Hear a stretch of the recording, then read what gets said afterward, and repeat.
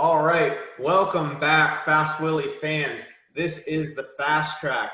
I am FastWilly, and this is John Knoll of John Knoll Fitness. It's called the Fast Track because I like to fast, and John tracks everything. When I was doing this 28-day challenge where I was going to be fasting for 3 days and eating 10,000 calories at a time, and he said, you need to track it all, track everything so we can talk about it at the end. Now here we are at the end, ready to talk about it. Let's talk about it. John, for those, you have 10,000 followers on Instagram. I only have 100. But for those who might be following me and not you, tell everybody where they can find you. Yeah, my Instagram is, oh man, it's so stupid too. It's @_John.Knoll, I think. And then all that stuff gets linked to Facebook too, but that's just John Knoll or John Knoll Fitness. So. All right. Yeah. So if you're watching this, go find John. He's a personal trainer who does all kinds of stuff with reverse dieting and is helping a lot of people find success. So if you're interested in that, go and find John. That's why I bring him on here. He knows a lot more about tracking your macros and everything like that and everything fitness related than I do. So I bring him on here to yell at me and tell me that I'm wrong about everything that I'm doing. Which happens most of the time. So let's get started talking about the final stats of the 28-day challenge.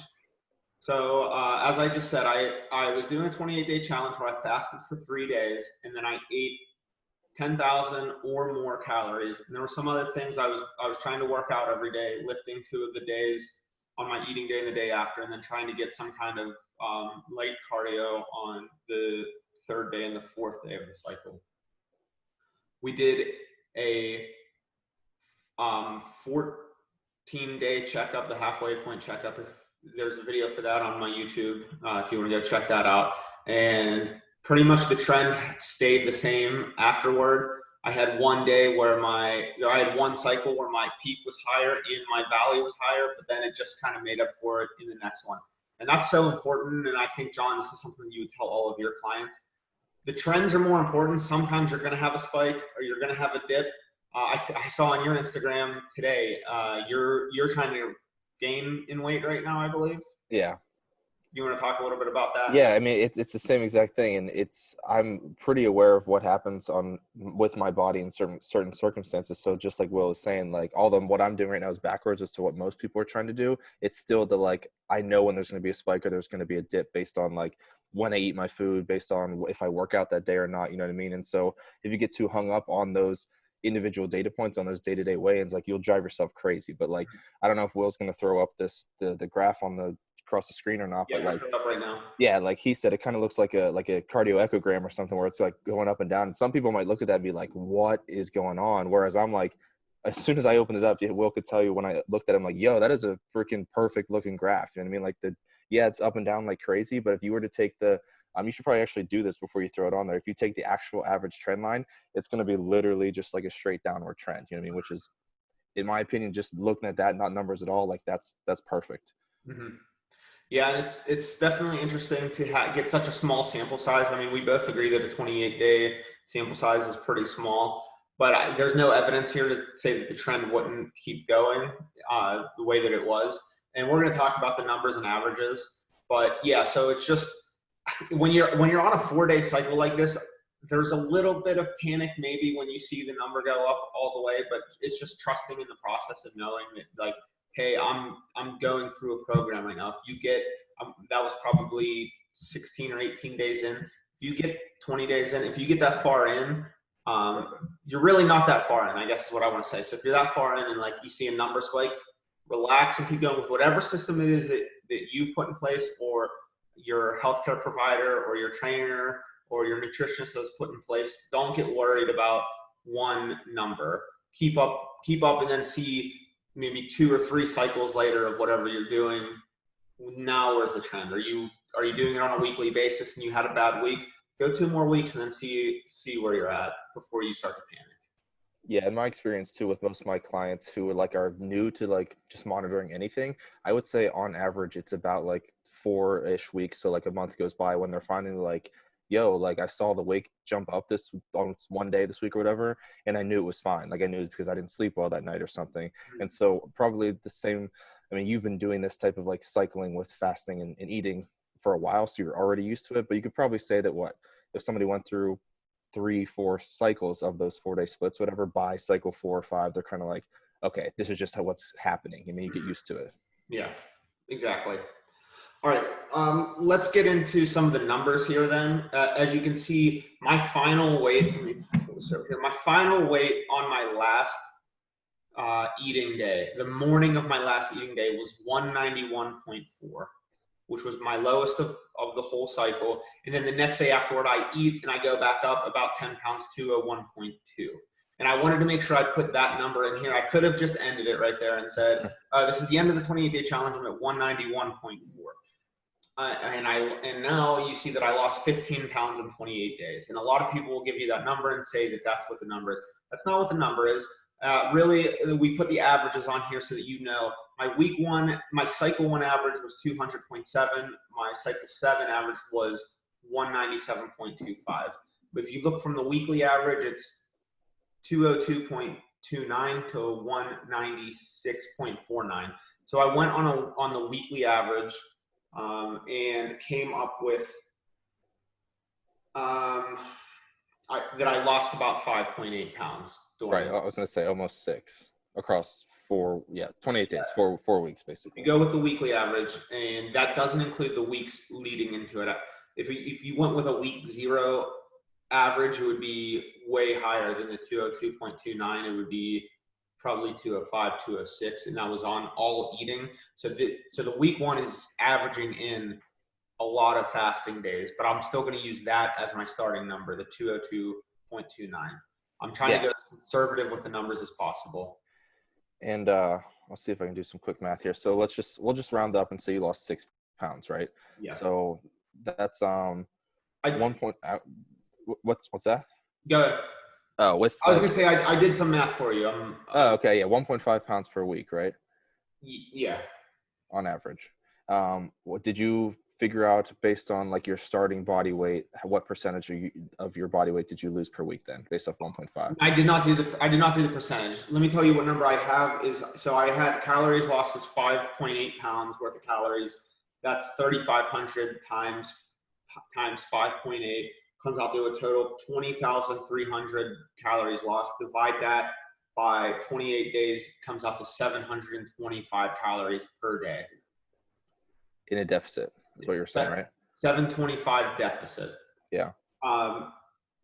Over each cycle, the average was about 11,000 calories. I was trying to eat 10,000. Some days I was 10,300. Some I was like pushing 12,000. The average ended up being just like a smidgen over 11,000, but we'll go with 11,000. If you divide 11,000 by 4 days, that comes out to 2,750 calories.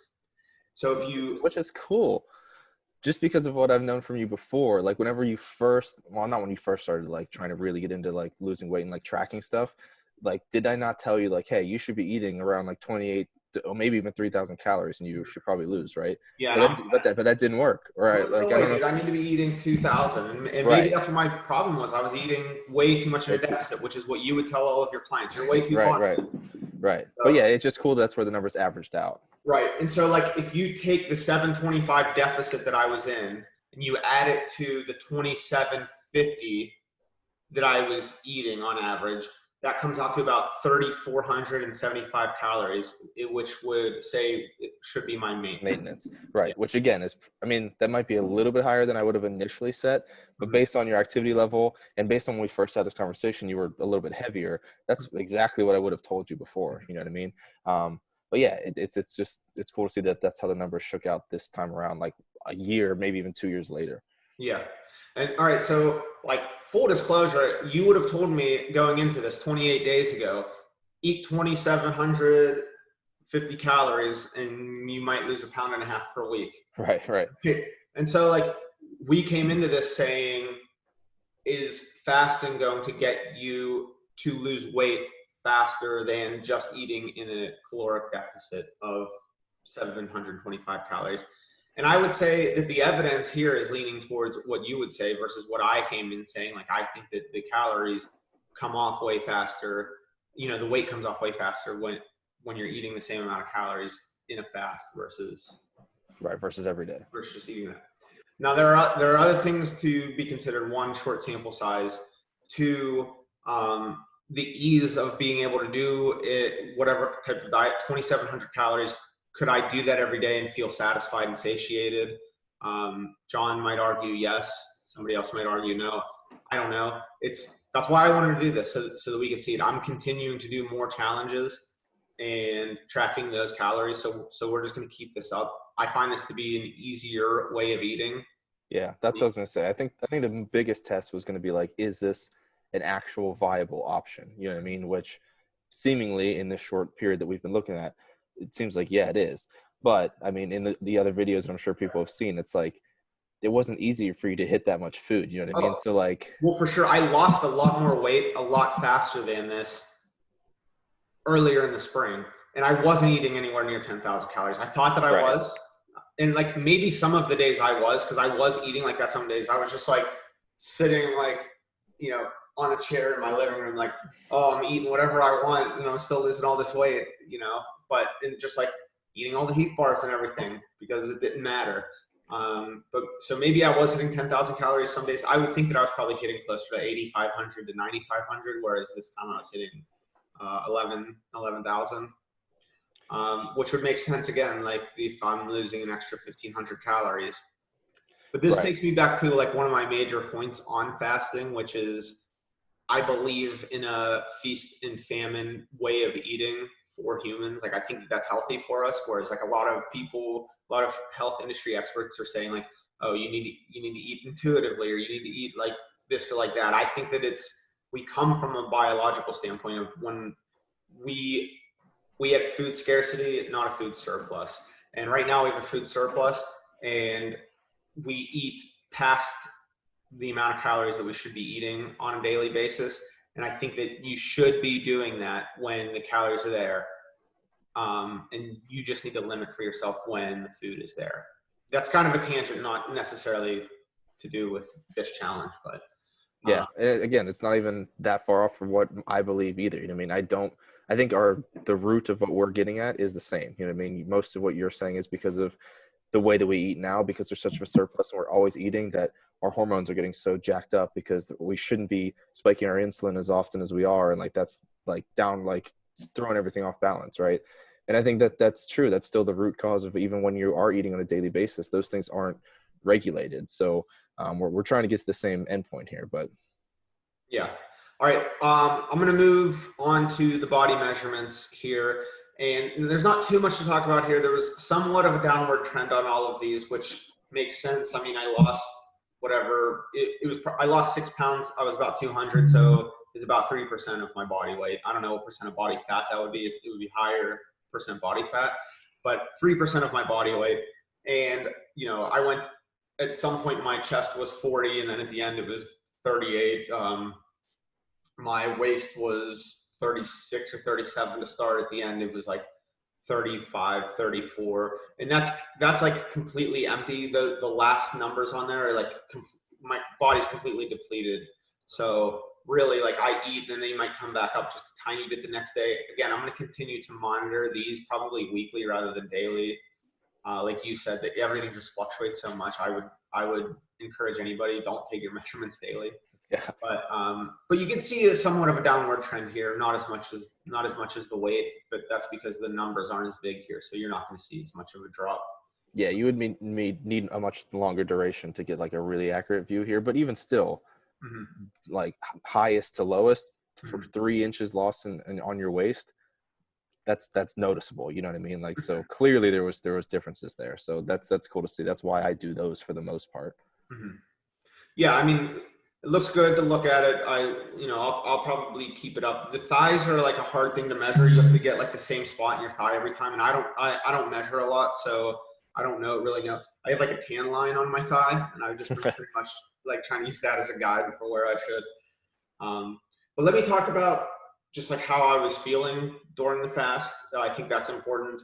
And the biggest things in terms of feeling good or feeling bad, I always say this: first, you eat a ton of food. The first day of the fast, you're hungry, but it's not like for anybody who's never fasted before, that might be unmanageable. But like if you know how to fast, it's just like, I know I'm going to be hungry.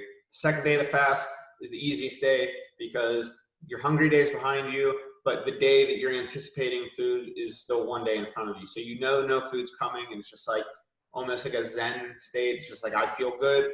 My body's empty. Like, I'm not fighting against digestion right now. I can do a cardio workout. I lifted 1 or 2 times on my second day, not doing the heaviest lifts, but just like getting my body active. It's easy. And I was doing housework, getting my house ready for stuff, doing yard work. The day 2 is the easiest day. Day 3 is, the feeling is better at the beginning, but then because you know that food is coming. I wonder if I did, say, a 7-day fast. I'm not gonna do that anytime soon, but say I did, would I feel better on day 3 than I did on day 2? Because day 3 isn't the anticipation of food anymore. Day 6 is gonna be the anticipation of food. But other than that, I feel good on day 3. But on on my eating day in day 1, I think I said this before, allergies, I suffer from seasonal allergies, so I could definitely feel that. And the other thing is big time heartburn. The morning that I wake up after my eating day, I don't get a ton of heartburn, but I don't know if it's just like there's so much in your stomach. Yeah, like heartburn is your body not being able to digest what's in your stomach, so it makes sense. There's so much food in your stomach, it's like, we can't digest this all right now, right? So it turns into heartburn. Right, releases some of the acid up and through your esophagus. Yeah, I would. Definitely keep an eye on that going forward, because you're still going to be doing a fast eating cycle. So as the physical volume of food goes down, obviously you're going to be having much more nutrient dense sources as well too. I'm sure some of the stuff you were eating was causing that directly too, not just because of the amount, but because of the foods you were eating. So I'm anticipating that's going to get way better in this next month or whenever you start doing it. Do you think that I'm already a part of my next challenge right now? Do you think that that's because the amount of food in my body is going to be less, or do you think that it's because the foods are going to be more easily digestible because I'm eating? Probably both. Yeah, it's hard to say one or the other. It's going to be both for sure. Yeah, it's going to be a lot physical food volume is going to be way lower, right? And you've already gone over the foods that you're like, a lot of the stuff that you've been eating this past 28 days is not going to be in there at all. You know what I mean? So it's going to make a big difference. Yeah, I'm not limiting my calories at all. I'm not trying to get this to 1,000 or 6,000 or anything like that. Or 10,000 or 6,000. I'm just going to eat as much as I feel like eating. Is they're all foods that are supposed to be healthy for me. So I'm just going to eat them, tally up my calories at the end, and then see, maybe it's going to be a similar caloric deficit, and I might have a similar trend. The last day weigh-in is going to be lower because you don't get an extra day of depleting water and salt and other things that are in your body, right? So the bottom valley is going to be lower, but is the peak going to be lower because I'm putting less food in my body? But the other thing is the bottom value would be higher, right? The bottom values would be higher. That's what I mean. The peaks are going to be closer this time, right? Right. But I wonder about the high. Is the high peak still going to stay on the same trend, or is the trend going to bounce down a little bit between the two, and then they start to level out together? Yeah. And I wonder, because one thing is the weight of the food. Sugar doesn't weigh anything, and a lot of my calories were sugar. So I'm eating potatoes, sweet potatoes, black beans, a lot of high fiber, low calorie dense foods. So is the weight of the food that I'm going to eat still be as much as I was eating before, only the calories are going to be a lot lower because the foods are a lot less calorie dense. And therefore, when I wake up the next morning, is my peak going to be as high as it was? Yeah, theoretically, that'd be something you could quantify. You know what I mean? If you literally not just weighed out calorie wise, if you weighed out all the food that you ate before versus now. Yeah. I don't know if there'd be any way to actually tell, but that'd be a cool thing to look at. Yeah. I'd assume it's not. You're probably right. It's not as far off as this is what I'm telling you, everybody. He wants to track everything. He wants me to. It'd be cool to know. My food that I put in my body. The calories aren't enough. Listen, though, you have to admit, I got to say it, that based off of just what we've seen so far, that what you said at the initial, at this onset of this, you were wrong. Like, calories clearly matter. I think it's a small sample size. I think that you have data supporting you. Okay, that's fair. I think you have That's how you speak in scientific terms anyway. I can't I prove think anything. Nothing's right. proven. But I can say that, yeah, one would tend to assume based on what we're seeing here. Yeah, I mean, I can't argue that. Based on what we're seeing, it seems like the calorie trend is um, on par with my weight loss trend. Right. Whereas you had assumed that it wouldn't matter at all. You could eat all the calories in the world, but if you're fasting, weight loss regardless. Yeah. Well, the other thing is like we could go back into that challenge and try to make it like 14,000. I don't know if I could eat 14. Right. Maybe I would probably do it the other way around. Drop the calories, see if you lose faster. Yeah. You know what I mean? Yeah. And I think that this one is going to be so like that was we were talking about 2750 per day. Mm-hmm. For me to get to 2750 per day on this challenge, it's going to have to be like 8,250 calories a day, which And is you could do it, but yeah. that'd I be have some hard. tricks up my sleeve for how to get my calories up that I'm going to be releasing in my next vlog. So if you're watching this, watch my next vlog because I ordered something on Amazon that came in last night, and Oh God. very excited. Very excited. So I'm going to leave it there then. I don't have anything left. John, do you have anything else that you want to ask me? I gave in to you. I gave you a little bit of credit. The data's going. Yeah, a little bit of credit. No, I just wanted to end with saying that I was right. Like there's no way around it. Like you were wrong. So but people know now. Yeah. All right. Well, thanks everybody for watching. Tune back in for that the second eating vlog. I discovered something in my foods list that I was like, yo, this is big news. So I have something to show everybody. And like I said, I'm not trying to restrict calories. I'm trying to eat all the foods that I can enjoy on my Viome foods list. So I'll leave it at that. That's all the clues that you're getting. All right, John, thank you so much. Yep. All See right. you soon.